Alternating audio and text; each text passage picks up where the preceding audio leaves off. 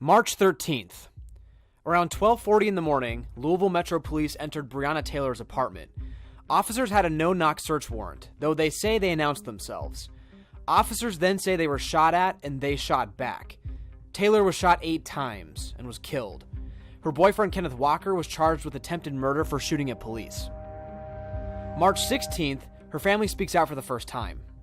This is not a woman who would sacrifice her life and her family morals and values to sell drugs on the street. The family says Walker shot at officers in self-defense and that they were looking for someone who didn't live at Breonna's apartment. March 26th, Kenneth Walker was released from jail and put under house arrest. May 11th, the next big update comes. We learned Breonna Taylor's family had hired Benjamin Crump, a high-profile civil rights attorney. This is when we started seeing Taylor's case get national attention. We also learned more about the shooting from Breonna Taylor's family. The news organization TMX shared this interview with us then. I could hear Kenny just like screaming and crying. They were shooting from outside the house like this was the Wild Wild West. May 13th, the no-knock search warrant and affidavits in connection with Taylor's death were released. A couple things we learned from that. Taylor wasn't the main subject of the warrant. One of the main suspects had been charged the same morning Taylor was killed, and police said they announced themselves and knocked at the apartment. Taylor's attorney said that witnesses could prove that wasn't true.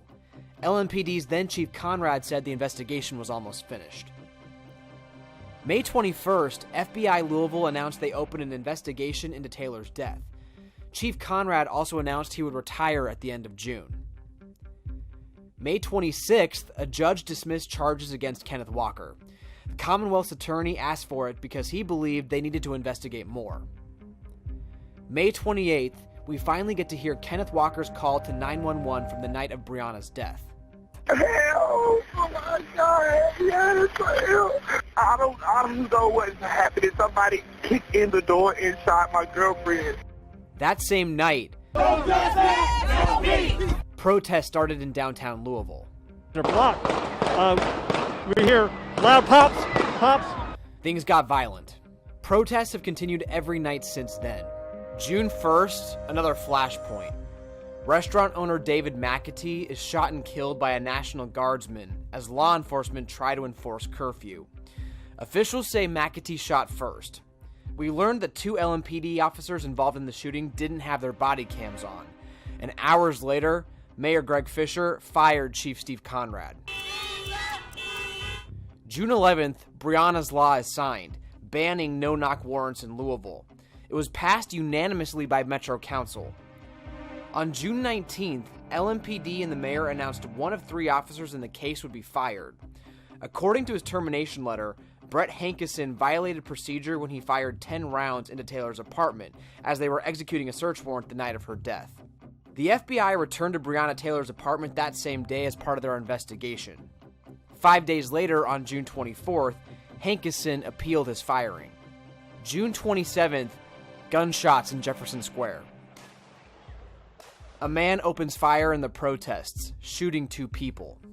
One of them, Louisville photographer Tyler Girth, died. Police cleared out Jefferson Square that next morning, banning overnight protests, and removing tents and items with little warning. Girth's father spoke to protesters later that day.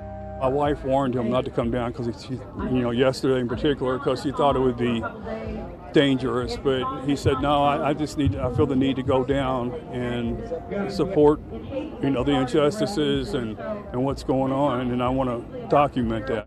The suspect, 23-year-old Stephen Lopez, was arraigned in court on June 30th and charged with Girth's death.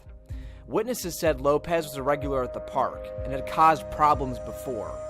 He reportedly had an argument with someone, not Girth, on June 27th. When he returned to the square, police say video surveillance shows him grabbing a gun from another protester and then firing into the crowd. A look at Lopez's record reveals previous run-ins with police. As for Girth's family, his sisters say they hope his legacy lives on through the photos he captured. There have been a number of striking photos that he was able to capture that really touched the historical importance of what we're going through right now, and I think he wanted to be on the right side of history.